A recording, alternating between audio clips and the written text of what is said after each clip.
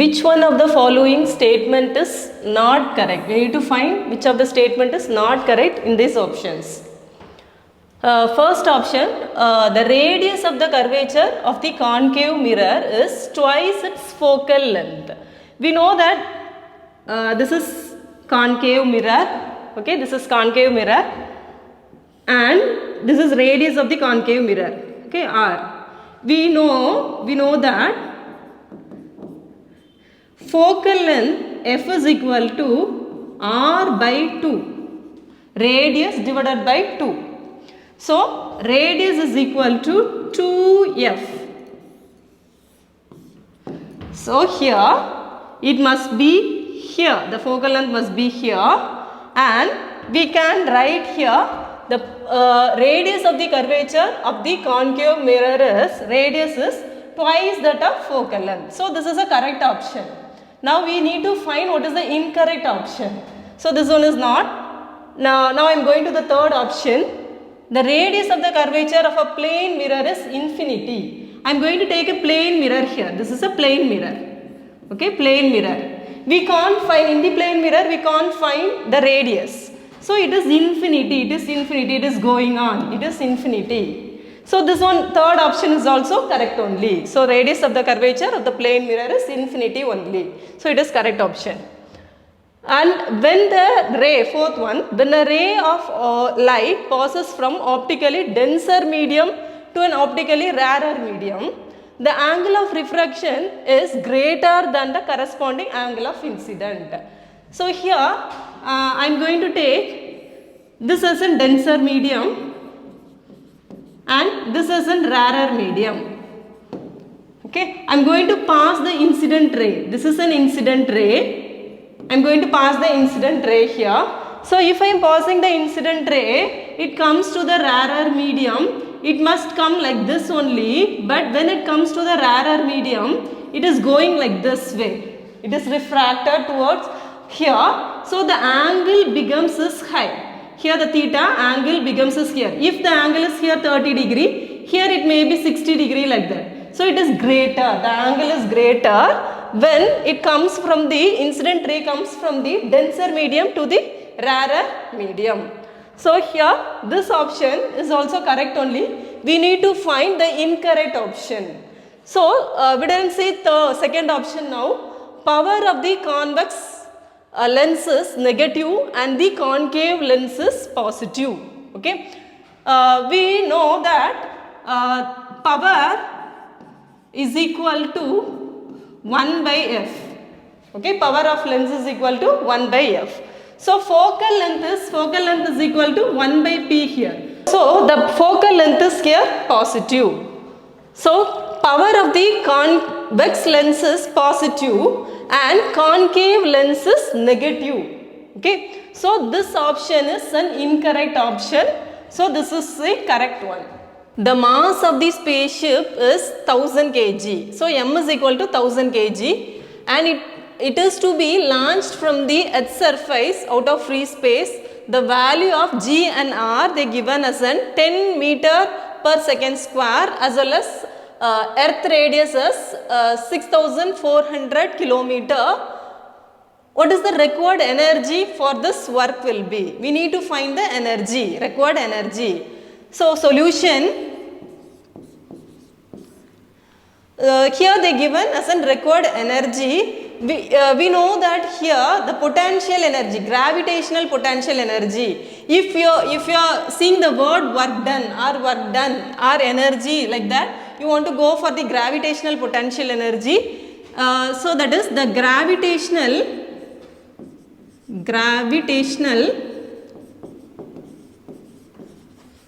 potential energy is equal to, you studied this one, this formula, this is a formula, Gmm divided by R. So, the potential energy is equal to Gm divided by R, gravitational potential energy. Now, this can be written as, what is the given value now? Write the given value. Given value is R is equal to, they given the radius of an earth, R is equal to 6400 kilometer. Okay. Now this can be written as here, they asked here, it should be launched from the Earth's surface. So I am taking, this is an Earth, okay. Here is an spaceship, satellite is here on the surface of the Earth. Now I am going to launch this spaceship, satellite here. Given the radius of an Earth as an r is equal to 6,400 kilometer. And they given the value of acceleration due to gravity, g value. G value is equal to, this is the object, this acceleration due to gravity is 10 meter per second square. Okay, so given value is g is equal to 10 meter per second square. Our aim is to find the energy required, how much energy is required to launch the satellite from this position to the free space.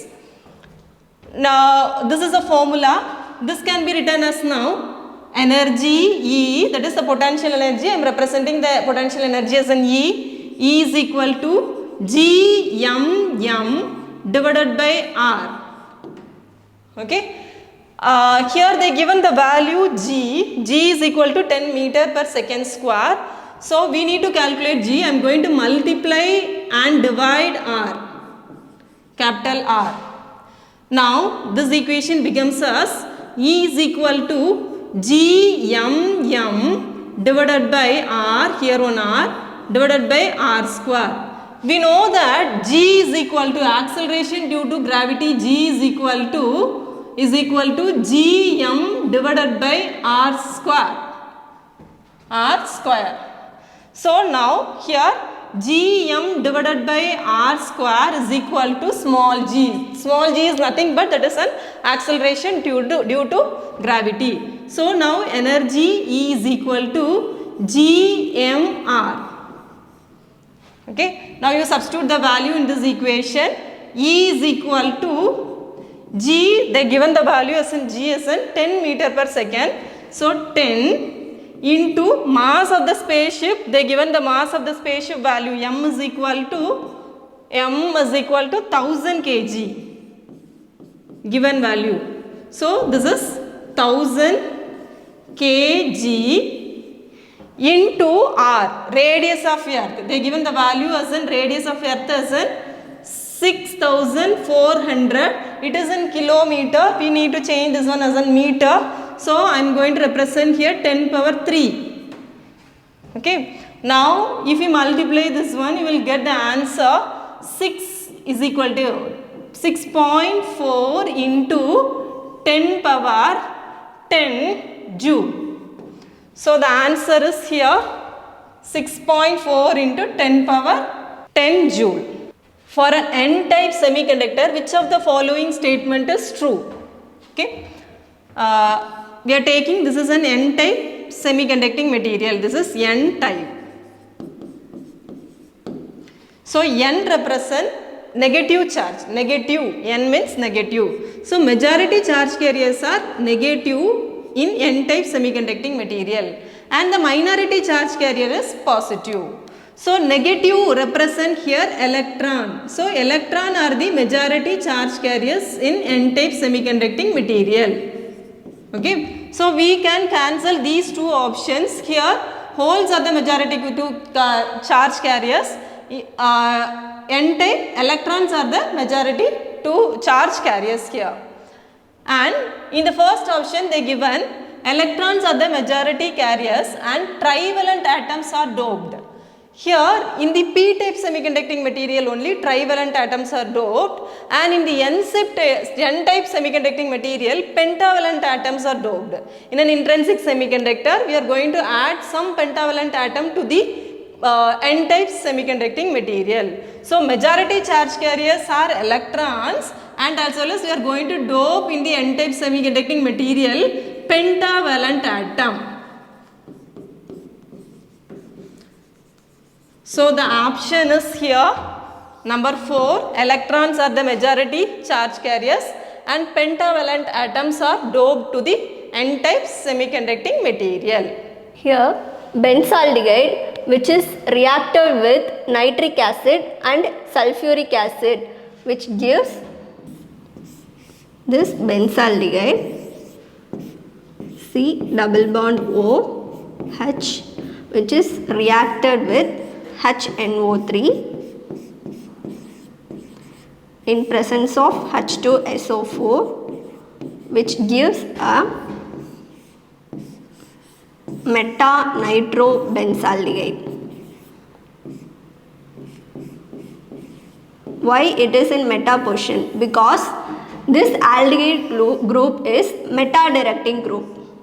In presence of peroxide, 1,3-butadiene is reacted with acrylonitrile, which gives a buna end rubber. The reaction is CH2 double bond CH single bond CH double bond CH2. It is a 1,3-butadiene.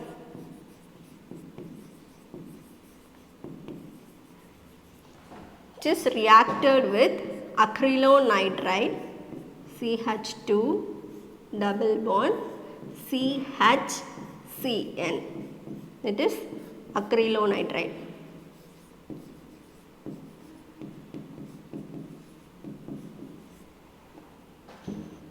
N times in presence of peroxide, which gives a buna end rubber. CH2 single bond CH double bond CH single bond CH2 single bond CH2 bond CH CN N times. This is a buna end. What is the general electronic configuration and group oxidation of group 15? What are all the group 15 elements? Nitrogen, phosphorus, arsenic, antimony, bismuth. In this group, the outer electronic configuration is Ns2 Np3. It is derived from the atomic number of nitrogen is 7. So, the electronic configuration is 1s2, 2s2, 2p3. So, the outer electronic configuration is 2s2, 2p3 for nitrogen. In the case of phosphorus, 15, its electronic configuration is 1s2, 2s2, 2p6, 3s2, 3p3. Here the outermost electronic configuration is 3s2, 3p3. In the case of arsenic, 4s2, 4p3. In the case of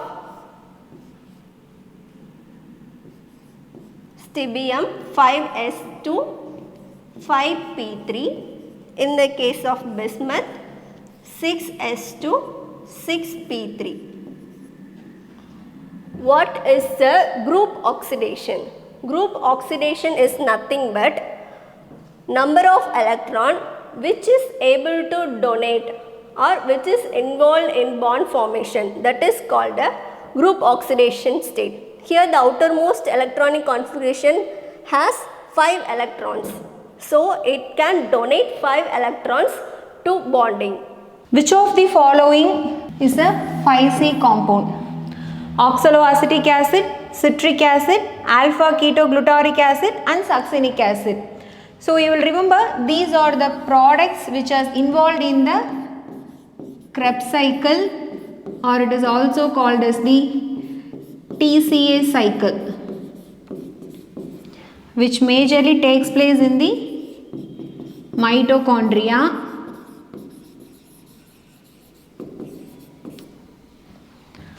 First we need to know what are these compounds are which carbon compounds? So oxaloacetic acid is a 4C compound and citric acid is the 6C compound and succinic acid is the 4C compound. So the answer is alpha ketoglutaric acid and it is the 5C compound. Which one of the following growth regulators is known as stress hormones? Similar to human beings, we know that plants too possess certain hormones, and among the given options, we should find which is the stress hormone. So, what is the function of these hormones given here? So, what is GA3? It's gibberellic acid. Gibberellic acid speeds up germination of seeds. And coming to indole acetic acid, they play a major role in growth and development since they are one of the auxins. And coming to ethylene, ethylene helps in ripening. So, the remaining is abscisic acid. How does abscisic acid play as stress hormone? Whenever there is dehydration, the abscisic acid present will rush through the leaf and they help in closure of stomata. By doing this, the loss of water is prevented and thus they play a major role during dehydration stress. Choose the correct sequence in PCR. So, here are the following options: denaturation, primer annealing, extension of primers, primer annealing, denaturation, extension of primers, or extension of primers, denaturation and primer annealing. To know this, we should know how PCR functions, isn't it? In PCR, the first step is our double-stranded DNA becomes two single-stranded, isn't it? The double-stranded DNA becomes two single-stranded DNA, and this is happening at denaturation process where the temperature is very high, around 94 degrees Celsius. So, once they get annealed, once they get denatured, the primers, the forward primer and the reverse primer gets annealed. They get attached to both single-stranded DNA, and the next third process would be extension. As the primer sits here, they start synthesizing in this direction, and along with tagged DNA polymerase and deoxynucleotides, the extension is carried forward in both the directions. So, the sequence would be first denaturation and the next comes the primer annealing and the final process is the extension of primers. Consider the statements. Statement 1. Aldosterone decreases blood pressure. Statement 2. Atrial natriuretic factor increases blood pressure. So, we have to find out whether these statements are correct or incorrect. So, the right option here will be both statements are incorrect. So, the option will be D. Why? Let's see the first statement. Aldosterone decreases blood pressure. So, aldosterone increases blood pressure, does not decreases blood pressure. It increases blood pressure.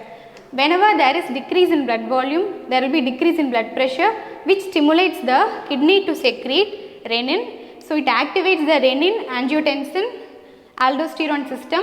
In turn, this causes increase in blood pressure by reabsorption of sodium and water from the kidney. So, the final result will be aldosterone increases blood pressure. So, this statement is wrong.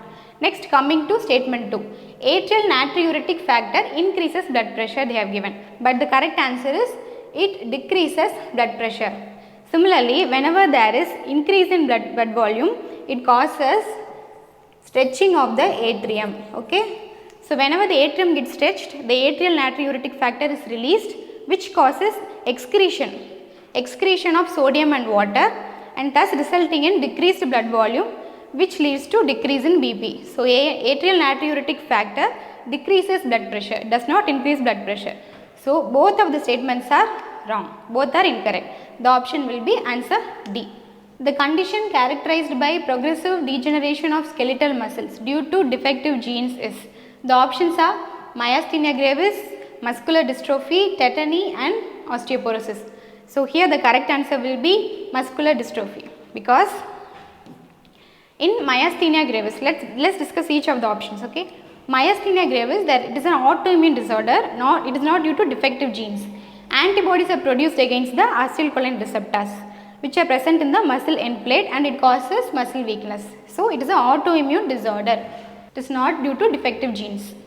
Tetany, it is due to hypoparathyroidism, which in turn causes decreased calcium level in blood, which causes intermittent muscle spasms, not weakness, muscle spasms. Osteoporosis. Osteoporosis, it is due to hormonal imbalance and vitamin D deficiency, and as the name indicates, no, it causes weakness of bones. So it is not related to muscles.